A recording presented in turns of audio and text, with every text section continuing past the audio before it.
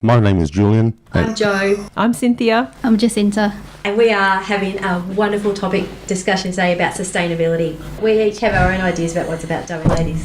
We certainly do. There's sustainability in all kinds of things. That's the environment, business, relationships. Well-being. Whoa, that's a big one. Mm-hmm. Mindfulness. Yep. Yeah. Life can get easier if you can be more mindful. It does get a lot easier, but I think when you're starting with it all, it seems insurmountable. It seems like it's way too much when you think about how do I eat better, how do I make mindful decisions about anything and everything that you actually purchase, how you live your life. And how do I stay mindful? That's right. Because we can fall into our old habits of, I'll just get it done. But you do make a conscious decision to be mindful, and then the old habits come in and you just find that you're getting through your day. So yeah, mindfulness is fantastic. How would we summarise mindfulness in a nutshell? Actually, I found something really good that I was reading the other day, and this is about being a mindful eater. Oh. It's from a website or a blog called Yoga Anonymous. Have you heard that? No. I think it's that one. From a lady called Amy Kurtz, why mindful eating is so important, how to do it. Part of being mindful is just the awareness of every decision that you make has an impact somewhere. So take, for example, milk. The milk crisis has been a big issue, and now suddenly everyone is aware of where they buy their $2 milk or what happens if you can buy milk direct from an independent, and how it actually can affect a whole family. And that has taken, that's sort of steamrolled now into people really paying attention to every single thing that they buy at the grocery store, which is the silver lining in all of this disaster, isn't it? And it just goes to show that there's different reasons. Each individual person has a different trigger as to why they want to become more mindful. Yeah. It might be a pocket reason, I want to spend less, or it might be I want to be more mindful for the environment's sake. I want to be more mindful for my stress levels. Yep. And in this case with the farmers, it actually got me thinking I want to be vegan for a while, Well, I am vegan. Are you? Yeah. I think it's really easy now. There's so many choices. There's so many different options. How long have you been vegan for? About a year and a half. Okay. Are you going to stick to it? Yes. Do you feel better for it? I do. In what way? I think just healthier. You have got a healthy complexion and everything like that. Yeah, thanks. Yeah, and you sound about 20. All right. Yeah, I do have a little girl's voice. When I used to answer the phone, they say, is mummy or daddy there? And I'm also, I reckon, 95% vegan. Every now and then I might have something that I know isn't vegan just because I have to have, a lolly or whatever. Or someone will put the wrong milk in my coffee, I'll just drink it. It's a relief that it's something that you can be flexible on. Yeah. Not like people who've got gluten intolerances and they cannot be. That's right. Well, that's a different reason, but I think when you're becoming mindful, obviously in this modern day, you can't be absolutely 100% that way all the time because you have to make concessions, you have to be flexible. If you put yourself in the mindset that it is 100%, you will stress out and you will just become a bit of a basket case, I think. Flexibility, I think, is probably the most important thing to ensure that you can do it, but you're not going to have to do it all the time. Exactly, and that takes us back to our key topic today, sustainability. Can you sustain this vegan practice for the rest of your life? You've got to be prepared to give and take, and that's something that you can sustain. We do need to give ourselves a break. Yeah, that's right. One of my big climate things that I help with is I have guinea pigs and they eat all the grass, so I don't have to mow the lawn. There are sections of the lawn that we mow, but there Is that the reason you have them? Well, I used to have horses for that reason, but I don't have horses anymore. But my guinea pigs are my little herbivores. They each have a personality, and I just wish that I could be like the fairy godmother and make them big. Yeah. I was going to say, how many guinea pigs do you need to eat? A lawn. Yeah. Oh, they are amazing. They only sleep for 5 hours out of a 24-hour cycle or 12-hour cycle. They're very... Really? Yeah. So the rest of the time they're eating and drinking and playing. They're amazing. So our guinea pigs and our chooks. I've got a little permaculture backyard. I have my own garden. I really, really, really try. And one of my recent things to help out the planet is I've got a scooter. Oh, yeah. Nice. So if it's just me during the day, I will duck down the street and get what I need to get on the scooter. Not in a big car. Rather than start the big car and have it idle at the traffic lights while I wait and not really go anywhere. So that's one thing that I've decided to do. And if you're living in the urban environment, you can do that. Like, I always wish I could ride. By the time I rode out of my place, because I just live about 7 k's out of town, I'd be exhausted. Yeah, and I don't think I can dash in and out of town I'd never get back home. Yeah, you're a long way. A long way, yeah. But certainly living in town, and that's a conscious decision that a lot of people make as well, that I will live where I can access public transport, I can access the shops without having to jump in a car. And walking, we don't walk enough at all. Everyone just immediately wants to jump in a car to get from point A to point B, and often they're very, very traversable by your own little feet. If exercise becomes part of your everyday life rather than a chore that you have to do, it's much, much easier. I used to ride to work when I lived in Carlton, and you've got all beautiful bike paths around Melbourne, and you're hardly ever on the road. You're riding through beautiful parks, and that becomes part of your meditation. That would be beautiful. I used to work in Carlton, and the traffic. You'd see the bike riders, and they'd be there before you. Yeah. I really think bike riding is a great thing to do if you've got the lungs and you've got the time. You make the time, don't you, to put aside to get to where you've got to go. And what a great family event it is to do as well. We're surrounded by beautiful parks and the rail trails all around us, and we've only just started now going out to all the parks and walking the circuits and finding out what's around us, and we should have done that a really long time ago. Last night we went on a spotlight walk because it was World Environment Day, and Beam Mitchell Environment Group held a spotlight walk at the Goulburn River in Seymour. We actually had over 30 people come, young families. I think people becoming much more considered and aware that these are activities you can do which are free, which are educational and fun, and you meet the community. Where I think a few years ago you might get 5 people.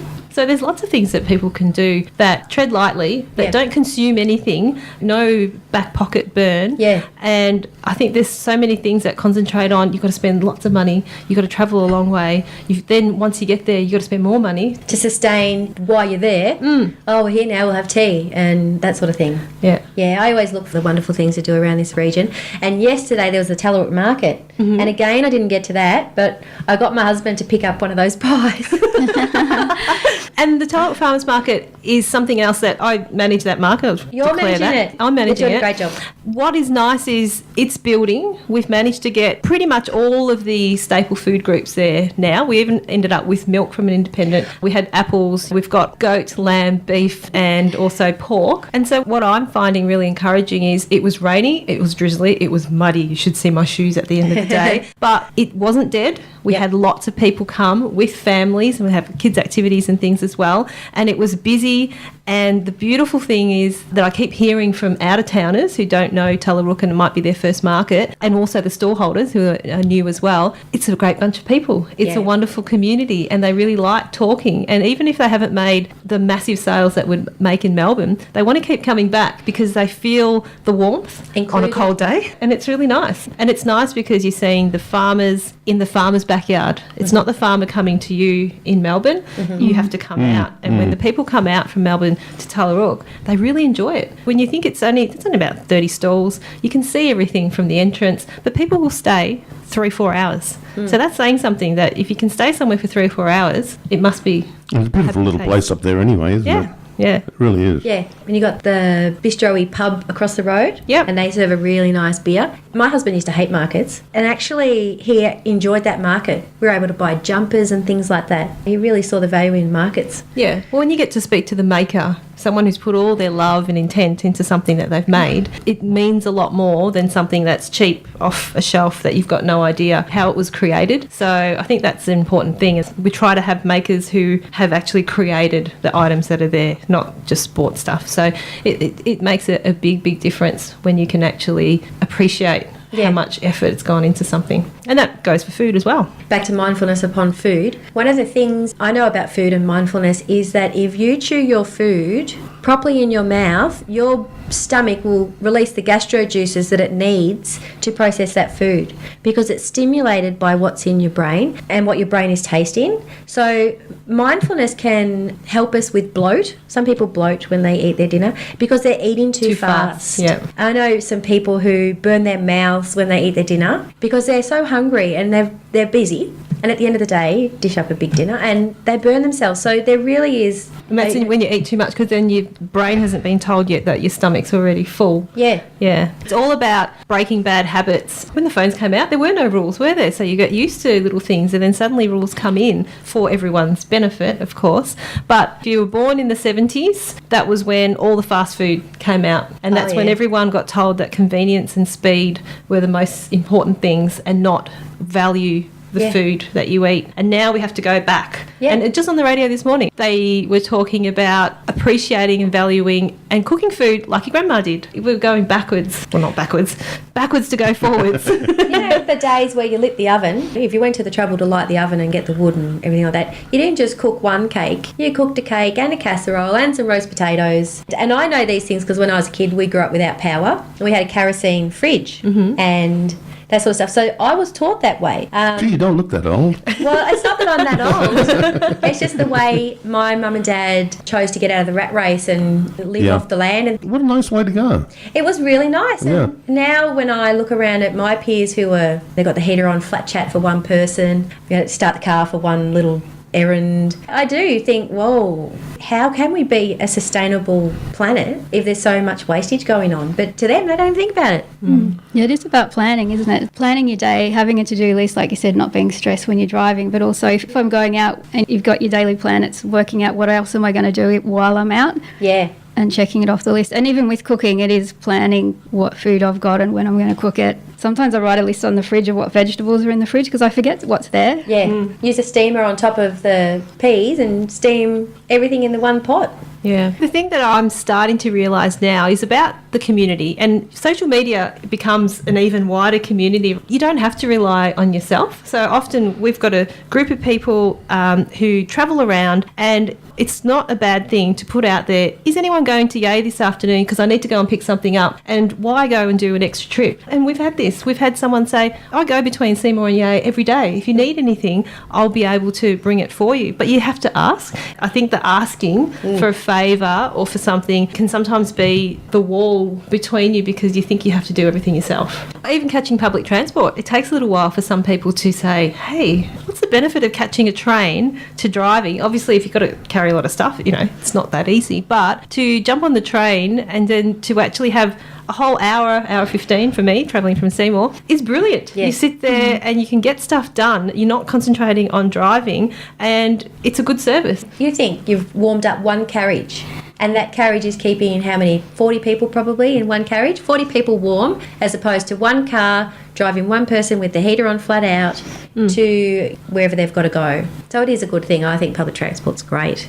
Talking about being sustainable in business or in general, we're not designed to work in isolation or to exist in isolation. True. So that calling someone and say, can we get a lift, or how about we do that together, or meeting people, you may not talk to the other people on the train or the tram, but you're with them. It's good for your well-being to connect with other people. It's a social economy which is really gaining strength. I think that world from the 50s to 2000s of greed is good is now turning over to people realising that we've gone too far and that now we have to go back to the good old days of knowing your neighbour, building community and understanding other people's needs and totally being mindful. Absolutely. There's a lot to be said for it because we're meant to be with each other. The social network and that nuclear family where everybody has their own house, and then you see these sitcoms with the mother-in-law come in and irritate the hell out of the family and want to step in and do that role because, hey, she did do that role. She did look after her son for all those years. So why do we all want to split up? Yeah, we want our space, but we also want the being present together, and it's a fine line and it's very tricky to manoeuvre around. And you see families living in one part of Victoria and then another part of Victoria, and they drive and see each other every weekend because they've made a choice to stay in this community with their friends, and the couple has made a decision to move to where they can get work, and life is pulling us apart, but we really want to be together. Like you said, Jacinta, we're meant to